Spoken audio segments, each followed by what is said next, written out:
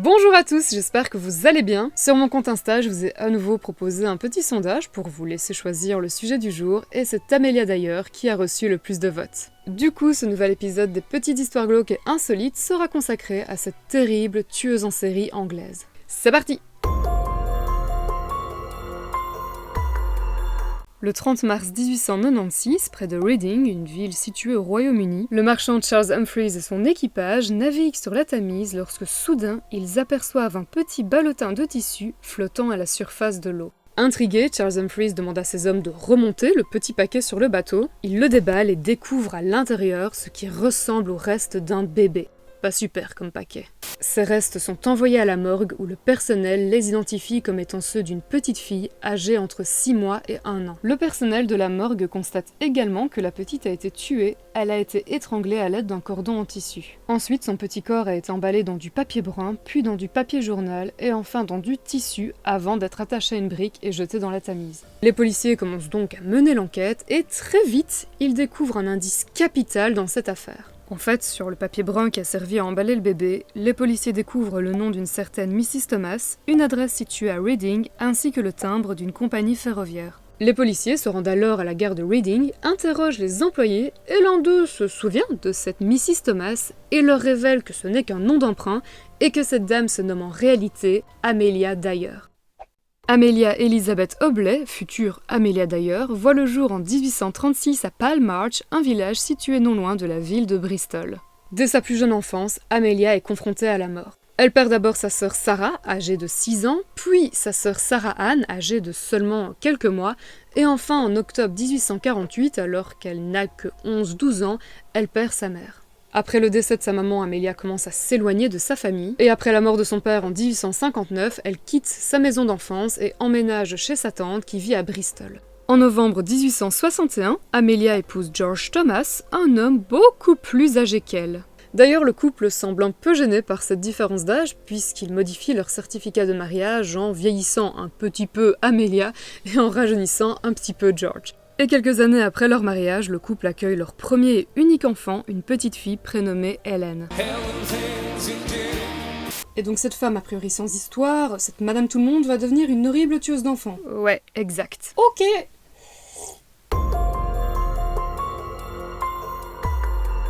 La rencontre qui va changer la vie d'Amelia et la faire basculer du côté obscur de la force est celle avec la sage-femme Helen Dane. Les deux femmes font connaissance en 1868 et Helen Dane explique à Amelia que pour se faire un peu plus d'argent, elle propose à des jeunes femmes enceintes souhaitant garder leur grossesse secrète de venir se cacher à son domicile. Helen prend soin de ces femmes, les aide à accoucher, et ensuite elle s'occupe des nouveau-nés et essaye de les faire adopter par des couples mariés qui désirent avoir un enfant.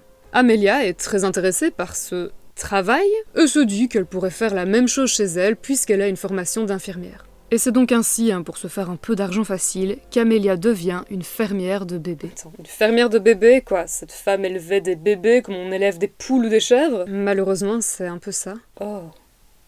À l'époque victorienne, c'est-à-dire sous le règne de la reine Victoria, être une mère célibataire, c'était vraiment très très mal vu.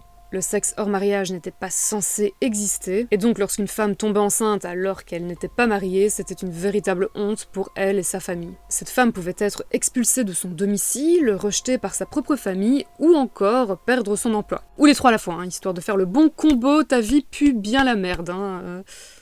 De plus, à cause d'une loi promulguée en 1834, les pères n'étaient plus responsables des enfants nés hors mariage et ne devaient donc plus aider financièrement les mères qui se retrouvaient totalement seules. Ces mères ne pouvaient pas non plus abandonner leurs enfants dans une institution car l'abandon était illégal, ni avorter car c'était considéré comme un crime. Bien évidemment, cela n'empêchait pas certaines mères désespérées d'abandonner leur bébé dans les rues, ou de se faire avorter clandestinement par des personnes pas toujours qualifiées pour ça, qu'on surnommait des faiseurs ou des faiseuses d'anges, et ça se faisait dans des conditions assez atroces, dans la plupart des cas. Et on me signale à l'instant dans mon oreillette que c'est l'heure apparemment de notre nouvelle rubrique, et voici donc les tutos. Hello mes petites gargouilles! Toi aussi tu te demandes comment procédaient les faiseuses d'anges? Pour le savoir, il te faut Une femme enceinte, ça peut être ton ami. Des allumettes et une aiguille à tricoter ou un objet similaire. Ensuite, demande d'abord à ton ami de s'allonger, puis utilise tes allumettes pour désinfecter l'aiguille. C'est fait? Alors munis-toi de l'aiguille désinfectée et introduis-la dans le... Il existait à l'époque tout un tas de méthodes pour interrompre une grossesse. Vous pouviez, par exemple, boire des remèdes de grand-mère qui étaient plus ou moins efficaces et plus ou moins toxiques. Ou encore, faire donc appel à une faiseuse d'ange qui, à l'aide de différents instruments, comme notamment des aiguilles à tricoter, des épingles à cheveux ou encore des crochets, vous percez votre poche des os afin de provoquer une fausse couche. Ces méthodes étaient généralement pratiquées dans des conditions d'hygiène douteuses et pouvaient entraîner des complications graves pour ces femmes. Donc, avorter était dangereux et considéré comme un crime. Abandonner son enfant était illégal et le faire dans les rues, c'était prendre le risque qu'on retrouve l'enfant vivant ou mort et qu'on remonte jusqu'à la personne qui avait abandonné l'enfant. Et du coup, ces femmes désespérées se tournaient alors vers une fermière de bébés. En échange, bien évidemment, d'une petite rémunération, les mères pouvaient abandonner en toute discrétion leurs enfants chez une fermière de bébés et même dans certains cas accoucher chez cette dernière afin de totalement cacher leur grossesse. Certaines mères demandaient à la fermière de bébés de leur donner des nouvelles de leur enfant, d'autres s'en fichaient complètement et d'autres encore n'hésitaient pas à payer un peu plus la fermière pour que leur enfant ait un petit accident. Et ensuite, ces fermières de bébés essayaient de faire adopter les enfants confiés à des couples mariés contre, bien évidemment, un peu d'argent. Le bénéfice était donc double pour ces dames qui recevaient à la fois de l'argent des mères pour pouvoir laisser leurs enfants, mais aussi de l'argent des couples qui souhaitaient adopter. Alors, être une fermière de bébés était une pratique illégale, il s'agit tout de même d'un trafic humain, mais certaines de ces fermières arrivaient à passer entre les mailles du filet en se faisant passer par exemple pour de simples nourrices, surveillant des enfants pendant que les parents étaient simplement absents. Et qui dit pratique illégale dit pratique sans aucune surveillance par une quelconque autorité, et donc dit dérive. Certaines fermières, plus intéressées par l'argent que par les enfants, n'hésitaient pas à négliger ces derniers afin de dépenser le moins possible pour les nourrir ou encore les soigner. Sauf qu'un enfant, surtout s'il est très jeune, si on ne le nourrit pas correctement, si on ne lui change pas sa couche régulièrement, bref, si on ne s'occupe pas de lui, il fait du bruit. Beaucoup de bruit. Du coup, pour calmer les enfants sous-alimentés, ces femmes peu scrupuleuses versaient parfois dans les biberons un peu de laudanum.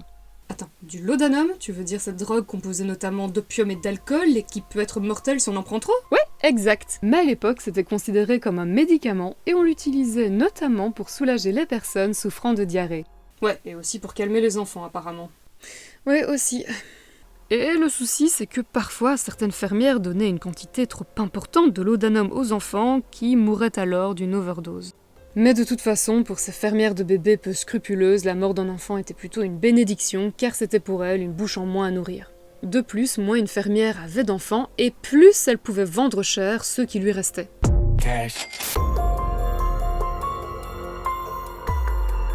Et donc, fin des années 1860, Amelia, qui a reçu une formation de la part de la sage-femme Ellen Dale, commence à recevoir chez elle des femmes qui souhaitent accoucher en secret. Mais en 1869, son mari George Thomas décède et Amelia décide de mettre fin à cette activité illégale et de travailler en tant qu'infirmière dans un asile. Sauf que ce nouveau job est harassant, très difficile et surtout pas très bien rémunéré. Du coup, après son mariage le 21 décembre 1872 avec William Dyer, dont elle gardera d'ailleurs le nom et avec qui elle aura 2 enfants, Amelia décide de laisser tomber son travail d'infirmière dans un asile et de reprendre son ancienne activité. Elle accueille donc à nouveau des enfants chez elle en promettant aux mères de leur trouver une famille aimante. Sauf qu'Amelia a compris que pour mieux profiter de la situation, c'était plus avantageux si les enfants ne restaient pas longtemps en vie. Pour éviter d'attirer l'attention, Amelia utilise des noms d'emprunt et déménage assez souvent. Mais cela ne va pas être suffisant. Lorsqu'un bébé qui est sous la garde d'Amelia décède, elle appelle un médecin pour qu'il déclare la mort de cause naturelle de l'enfant. Sauf que durant l'année 1879, Amelia contacte à plusieurs reprises le même médecin qui commence à douter de la véritable mort naturelle de ses enfants. Il avertit donc les autorités qui ouvrent une enquête. Mais malheureusement, les policiers n'arrivent pas à prouver qu'Amelia a tué délibérément les enfants. Et en août 1879, elle n'est condamnée qu'à 6 mois de travaux forcés pour négligence. À sa sortie de prison, Amelia tente de reprendre une vie loin du crime en ouvrant une blanchisserie, sauf que cette blanchisserie ne fonctionne pas très bien et Amelia redevient une fermière de bébés. Mais elle a appris de ses erreurs et désormais elle ne va plus déclarer la mort des enfants et veiller à ce que les corps disparaissent à tout jamais. Et pendant plus de 10 ans, Amelia va poursuivre tranquillou son activité sans être nullement inquiétée par les autorités. Dans les années 1890, Amelia d'ailleurs se sépare de son mari, s'installe à Reading, une ville située non loin de Londres, et rencontre Jane Smith, une vieille dame de 74 ans que l'on surnomme Granny Smith. Amelia engage cette Jane Granny Smith pour l'aider à s'occuper des nombreux enfants qu'on lui confie, car apparemment elle ne les tuait pas tous. Alors d'après ce que j'ai lu, Jane Granny Smith était une vieille dame assez naïve qui apparemment n'était pas au courant de ce que faisait Amelia aux enfants. En 1895, Amelia est toujours dans le business trafic d'enfants / meurtre, et elle est contactée par Evelina Marmon qui a lu son annonce dans le journal et souhaite lui confier sa fille Doris. Tout comme une grande majorité des fermières de bébés, Amelia proposait ses services via des petites annonces dans les journaux où elle se présentait comme une femme mariée souhaitant prendre soin d'un enfant. Ce qui n'était en réalité pas le cas, bien sûr. Moi aussi, je vais envoyer une annonce pour des enfants. Amelia d'ailleurs est donc contactée par Evelina Marmon et cette dernière est convaincue qu'Amelia se nomme Mrs. Harding, qu'elle est mariée et qu'elle souhaite adopter un enfant.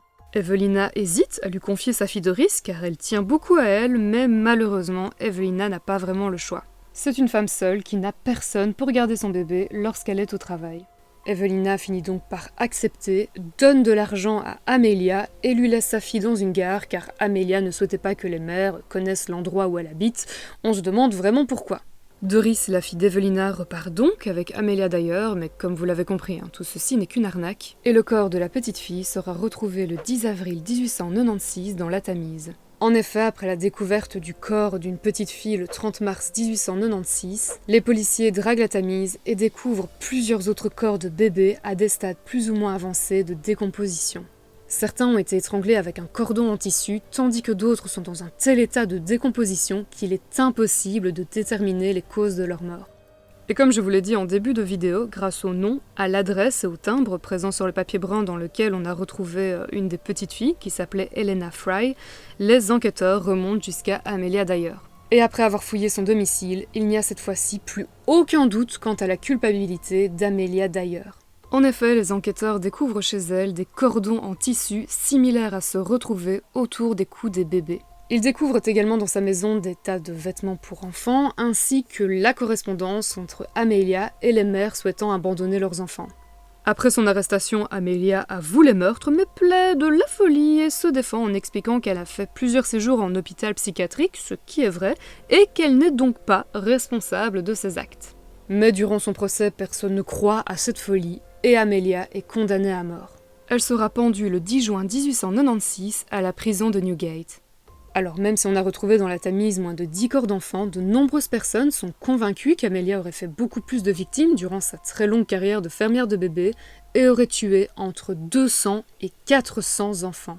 Ah bah oui, quelle horrible tueuse en série. Par contre, j'ai une petite question, mais pourquoi les femmes qui étaient attachées à leurs enfants, comme Evelina Marmon par exemple, n'ont-elles pas contacté la police lorsqu'Amelia a subitement arrêté de leur donner des nouvelles? Tout simplement car ces femmes étaient dans l'illégalité en abandonnant leurs enfants. Et donc, si elles dénonçaient Amelia, elles se dénonçaient elles-mêmes. Ouais, mais dans ce cas, comment la police a-t-elle su qu'une des petites retrouvées dans la Tamise était la fille d'Evelina Marmon? Lorsque les enquêteurs ont découvert les lettres de correspondance entre Amelia et les mères, ils les ont invitées à se rendre à la morgue et Evelina Marmon a reconnu les effets personnels qu'elle avait donnés à Amelia pour sa fille. Et pour conclure cette vidéo, je vous propose à nouveau une nouvelle petite rubrique. Oh mon dieu, cet épisode est vraiment incroyable! Ou pas. Il existe une théorie absolument incroyable et un peu farfelue qui prétend qu'Amelia Dyer et Jack l'Éventreur seraient une seule et même personne. D'après cette théorie, Amelia pourrait être Jack l'Éventreur car elle a reçu une formation d'infirmière et avait donc les connaissances requises pour mutiler et retirer certains organes à ces pauvres femmes. Bon, perso, je n'y crois pas trop, c'est vraiment juste pour votre information, et si le sujet vous intrigue, je mettrai comme d'hab en barre d'infos quelques articles sur le sujet. Et voilà, c'est déjà la fin de cette vidéo, j'espère vraiment qu'elle vous aura plu. Si c'est le cas, n'hésitez pas à laisser un magnifique petit pouce bleu.